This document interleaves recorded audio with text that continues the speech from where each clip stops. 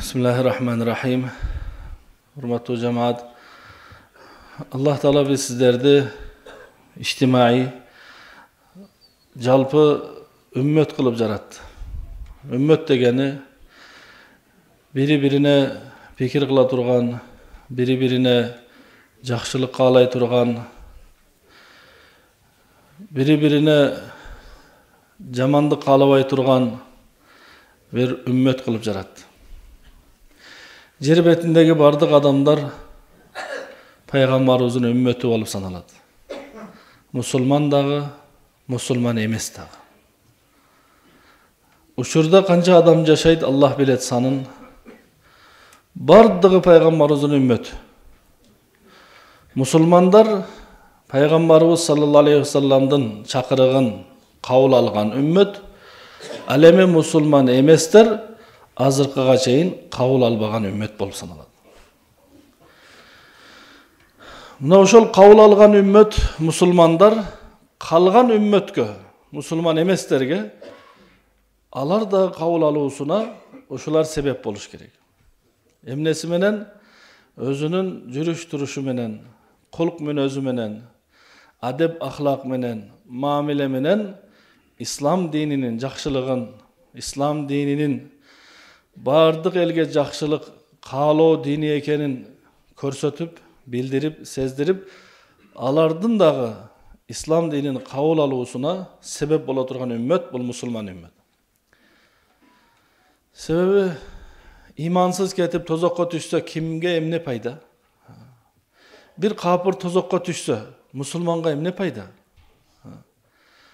Oşol dagı dünyada da kıynalbasın, ahirette de kıynalbasın, beyişke çıksın, paydağı. Bir adam can çıdağız azaptan kutulup kalsa öte çoğun paydağı. Jolda baratsak, kışında, soğukta bir mışık suğa düşkön, toңup dursa, canından ötüp ket albayızga. Ja ottun içinde bir canıvar kүйüp jatsa, bir dağı adam, musulman emes, bir dağı adam çıday albayt go аны karap turganga. Kutkarat. Al эми bir adam balası otko kүйüp jatsa, kантип ошого adam balası jakşılık kaalabайт. Ошол оттон, tozokton kutulup kaluusuna bir jakşılık kaalabайт. Bardyk kapırlarda musulman bolsun. Milyardtagan adamlar, kebir musulmanlar kapırlar өлkösүндө kırsık bolup, jer tütürөө bolup, suu kaptap ölsө sүйүnүшөt. Jakşı boldu. Şunday boluş kerek ele depçi. Bul çınıgı musulmanın sıfatı emes. Çınıgı musulman kaygırat. Peygamberimiz sallallahu aleyhi ve sellem'nin canından bir imansızdın janazasını kötörüp baratkanda ayabay renjip көз жаш агызды да айтты. Ушул адамга мен жеткизе албадым. Ушул менин колумдан чыгып кетти. Аттиңай түбөлүк отко кетти ушул dedi. Biz sүйүнөбүз. Musulman бүгүn sүйүнөт. Kapırdın ölümüne sүйүнбөш керек болгондор. Sebebi biz андай ümmetten emesbiz. Jamandyk kaalagan paygambardын ümmeti emesbiz.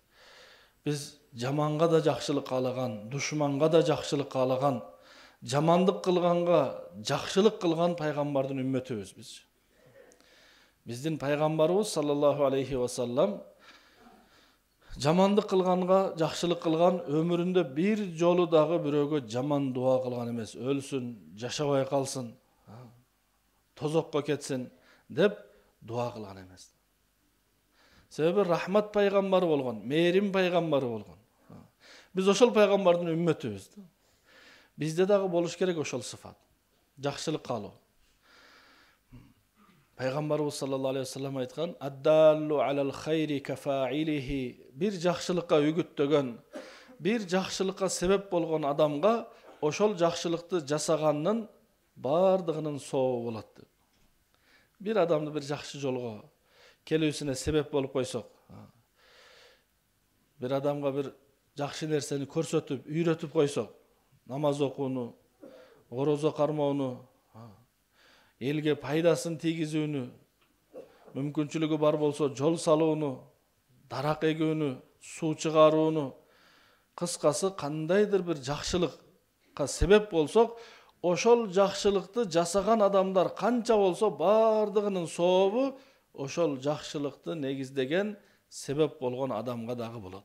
Жасагандарга да болот.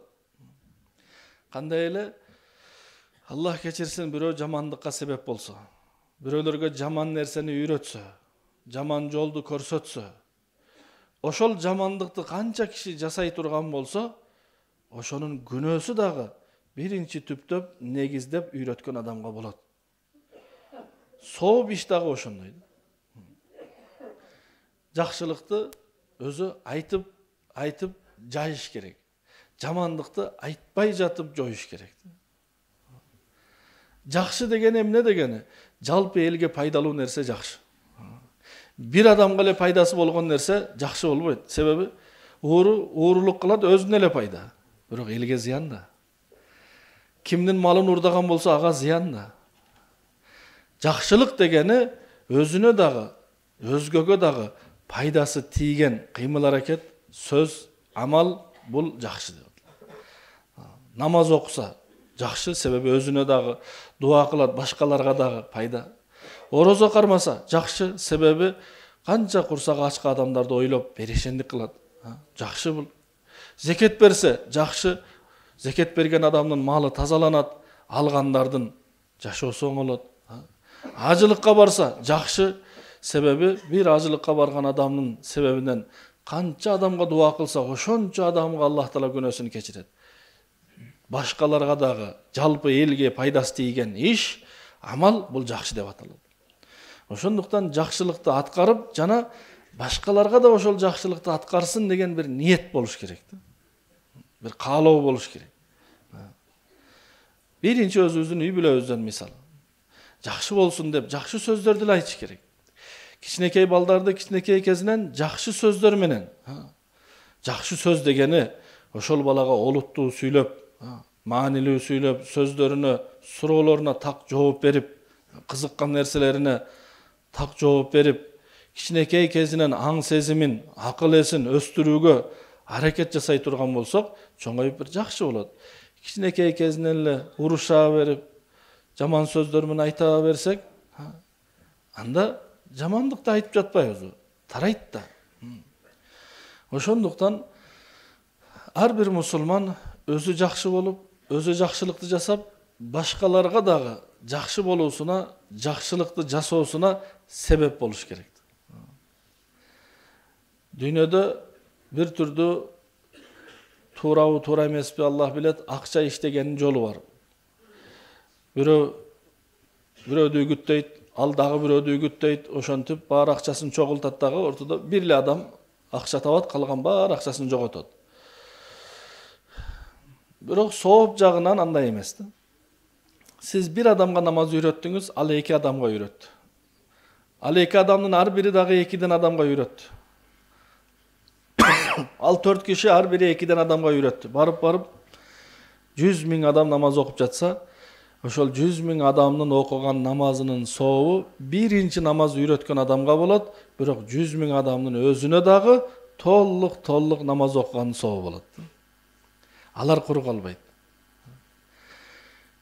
Кичине балаңызды ассаламу алейкум деп айт балам, саламдаш, учураш деп саламды үйрөтүп койдуңуз. Саламды үйрөтүүдүн жолу кандай? Кичине бала акыл эси жок, айт дегенди түшүнбөйт. Өкүмдү кабыл ала албайт ал. Үйгө киргенде ассаламу алейкум деп кирдиңиз, учураштыңыз. Кирген сайын ассаламу алейкум, бир жума, бир айдан кийин сиз үйгө кирип келгенде жанакы балаңыз ассаламу алейкум деп сиз менен учурашат. Сиз балаңызга саламды үйрөттүңүз. Эми балаңыз өмүр бою канча салам айтса, бир саламга 10 сооп берилет. Ошол сооптор сизге дагы барат. Эмнеге? Сиз үйрөткөнсүз. Эми ал дагы баласына үйрөтүп койгон болсо, болду, үзүлтүксүз сооп барып турат. Ассаламу алейкумдун сообу канча. Ошо жакшылыкты айтып, жасап таратыш керек. Оң кол менен же дегенди бала түшүнбөшү мүмкүн, бирок өзүңүз оң кол менен жеп көрсөтүп берсе, ошол оң кол менен жесе пайдасы болот. Биринчиси сүннөт, экинчиси ден соолугуна пайда. Ошол соопту ал бала да калат, сиз да каласыз.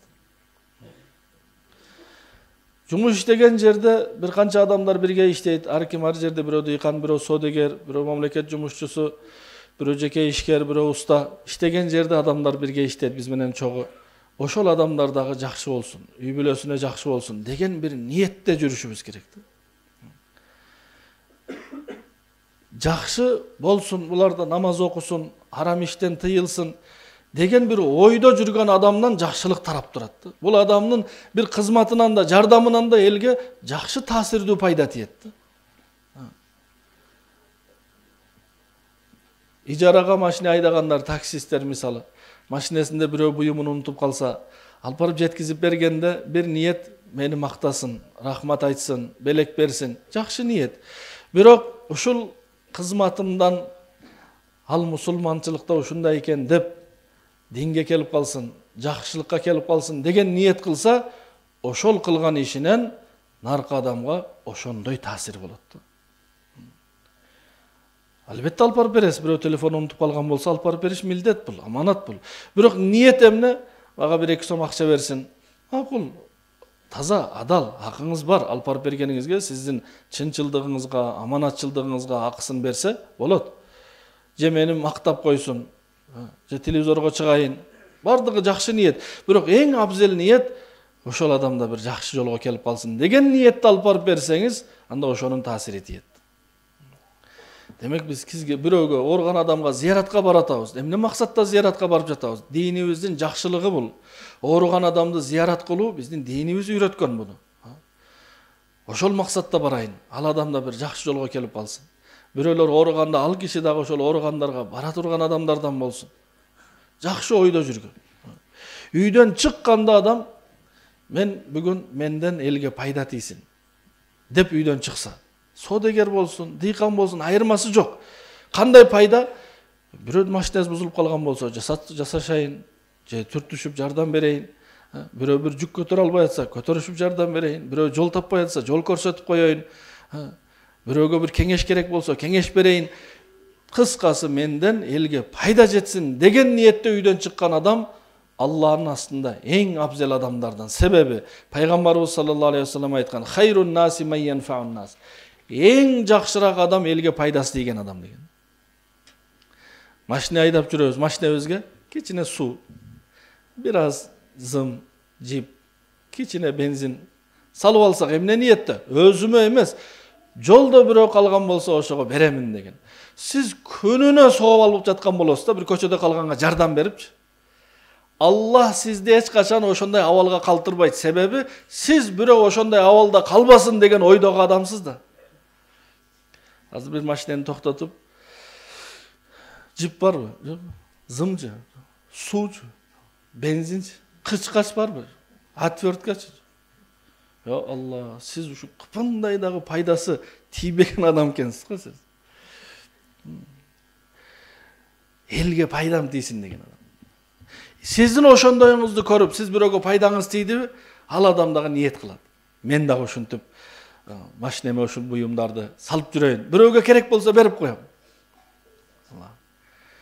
Ушундай адамдарды көрдүм. Машинеге тим эле бир көчөдө бузулуп калган машинени жасай ала турган деңгээлде жабдыктары бар да. Эмне кыласыз мунун баарын? Бирөө көчөдө калган болсо жардам бере калайын. Аллаху акбар. Өзү көчөдө калбайт ошондой адам эч качан. Суусу бар. Элестетиңиз, машина калган түнү көчөдө, талаада токтотду. Суу барбы? Бар. Канча сүйүнөт ал адам. Бензинчи бар. Тросчу бар. Дагы эмне керек? Канча кубанат, канча сүйүнөт. Болгону алга 1 литр бензин керек жетип алгангачы. Демек, өзүбүз жакшылык кылып, башкаларды дагы жакшылык кылууга себеп боло турган болсок, анда мен жакшылык кылсам, сиз жакшылык кылсаңыз, алам ошону менен оңолот да. Заман бузулбайт туугандар, адам бузулат. Заман бул асман, жер, ай, күн. Алар кантип бузулат? Асман менен жер ошол абалда турат. Ай менен күн ошол абалда чыгып батып жатат, 12 ай бар. Ал бузулбайт. Заман эч качан бузулбайт. Adam buzulат. Adam kantip buzulат? Birinci adamdın peyli niyeti buzulат. Özümçül bolat, men ele men.